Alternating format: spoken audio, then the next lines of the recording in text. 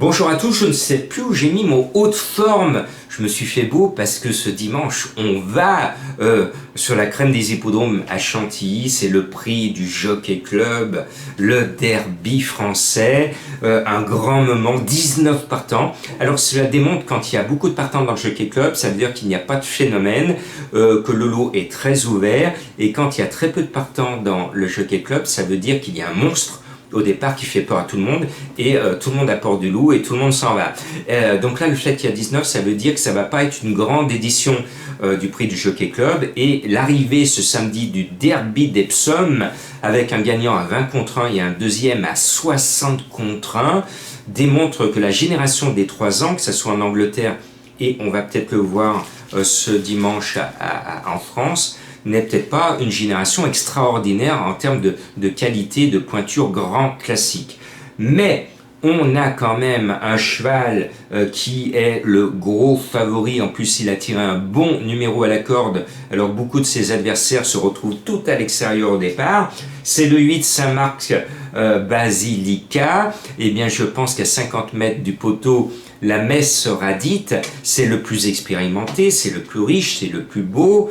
Voilà, normalement, il y a un petit doute sur sa tenue. Est-ce qu'il va aller aux 2100 mètres? Alors c'est plus lui qu'il doit craindre. Est-ce qu'il a la pointure pour faire du 2100 mètres? That is the question. Mais normalement, cette O'Brien, montée par Mandy Zabal, notre jockey du sud-ouest, eh bien, je pense qu'il devrait normalement, si c'est logique, il doit gagner. Et puis après, Jean-Claude Rouget a tout fait pour gagner aussi le Jockey Club. Avec le 3 Macaloun, il semblerait qu'on ait le meilleur des trois. Il semblerait, je mets cela au conditionnel, c'est les couleurs Agacan qui réussissent depuis Mathusalem. L'Agacan, il est toujours à l'arrivée du prix du Jockey Club en France. En plus, c'est Christophe Soumillon. Le cheval a démontré sa grande qualité. Il adore gagner, Soumillon aussi. Voilà, on tient deux bons chevaux, que le meilleur gagne. Et puis, je me méfie beaucoup de ceux qui viennent de l'étranger, nos amis anglais, et notamment Gosden, qui nous présente le 15 Mégalane, monté par notre Français Olivier Pellier. Le 15 à l'extérieur à la corde, mais il vient pour objectif de gagner le prix du Jockey Club. Chut, je ne vous ai rien dit. Et puis, comme je sais que vous avez été heureux et nombreux à toucher mon coup de cœur vendredi, gagnant à 36 contre 1, eh bien, j'en ai trouvé un qui va être à 30 ou 40 contre 1. Je prends un risque énorme et pourtant je partage le grand enthousiasme de son entourage. C'est le 5 El Drama. C'est un cheval que j'ai repéré pour vous, que j'aime bien, qui est très athlétique. C'est un cheval qui est très robuste, qui a une façon de courir imposante, et je pense qu'il a le coffre nécessaire pour se battre dans ce prix du Jockey Club.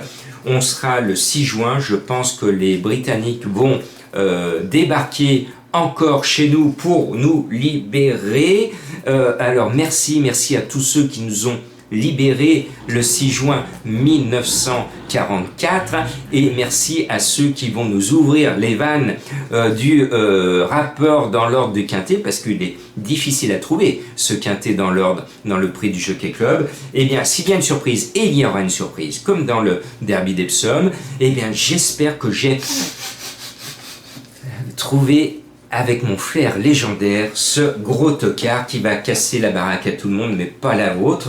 Et puis, je suis obligé de mettre dans ma sélection le 2 de Rab, c'est la deuxième cartouche Gosden. Alors là, je ne joue pas le cheval, parce que lui, il est tout petit, contrairement à sa grande sœur. C'est Enable, sa grande sœur. Et comme j'étais un fan, vous aussi, d'Enable, que je rêvais qu'elle nous gagne 2, 3, 4, 5, 6, 7 prix de l'Arc de Triomphe. Oui, j'étais assez foufou pour y croire. Vous aussi, je sais que certaines et certains y croyaient, qu'elle enchaîne les victoires dans le prix de l'Arc de Triomphe, et puis elle a montré à un moment ses limites, mais elle a quand même marqué l'histoire de l'Arc de Triomphe, et par respect pour Enable, je pense qu'il faut qu'on mette le 2 de Rab, et je pense qu'il va justifier sa lignée, et qu'il va montrer qu'il est un prince lui aussi. Et puis le 4, Sayadabad, et le 19, Cheshire Academy. Alors je sais que vous le savez, je suis brouillé avec l'accent britannique. Donc le 4 et le 19 sont les deux chevaux qui sont invaincus. Et moi, quand je vois dans le prix de l'Arc de Triomphe, le Jockey Club, le prix Diane, enfin dans tout classique, quand je vois des chevaux qui arrivent sur l'événement invaincus, je les mets. Donc je mets le 4 et le 19, je me pose pas de questions. Même si le 19 a tiré le 19 à la corde, ce n'est pas un cadeau. C'est souvent s'il y a un phénomène à l'arrivée. S'il y a un phénomène à l'arrivée, style Enable, c'est soit le 4, soit le 19. Parce que l'un des deux va ajouter une 4e victoire à son palmarès et il va rester invaincu. Sinon, c'est qu'il n'y a pas de phénomène au départ. Et puis, je me suis fait souffrance. J'ai failli mettre le cheval de Madame Colombo, Van Gogh, et finalement je me suis ravisé. J'ai mis le 9 Baby Rider parce que vous le savez, je suis un fan de Pascal Barry. Pascal Barry va passer un dimanche extraordinaire. Il a une première chance dans toutes les courses de la Réunion qu'il dispute. Et le 9 Baby Rider, bon, il gagne ce qu'on lui demande de faire. Il a gagné régulièrement. Ses performances ne m'emballent pas plus que cela, mais le palmarès Pascal Barry, c'est Monsieur Jockey Club. Il a une réussite extraordinaire dans cette course qu'il prépare au millimètre. Souvent, pratiquement toujours avec les couleurs Bouchard, on retrouve la même équipe qui gagne. Donc je me suis dit qu'il était plus prudent de mettre le 9 que de mettre le cheval de Madame Colombo. Alors, vous pouvez le racheter, hein, Madame Colombo, elle vous le donne, c'est le 17 Van Gogh, et cela nous a rappelé à tous les deux un voyage à Amsterdam avant les histoires du Covid, et on a été visiter le musée Van Gogh. Forcément c'est obligatoire d'aller visiter le musée Van Gogh. On a tout visité et puis on était comme ça, voilà, bon. Et puis quand on s'est baladé à Amsterdam, on a vu un autre musée que je vous conseille, si vous êtes majeur, attention, c'est le musée du sexe, et je peux vous dire que Madame Colombo et moi, on a été priés de rire. On riait, on a ri, alors qu'au musée Van Gogh, tout le monde faisait la gueule. Et donc, si vous voyagez à Amsterdam, n'oubliez pas de faire du lèche-vitrine, hein, quand même, c'est la mode là-bas. Et surtout, allez voir ces deux musées, hein, pour la culture et pour l'amusement. Et vous allez nous revenir joyeux et gai comme un pinson.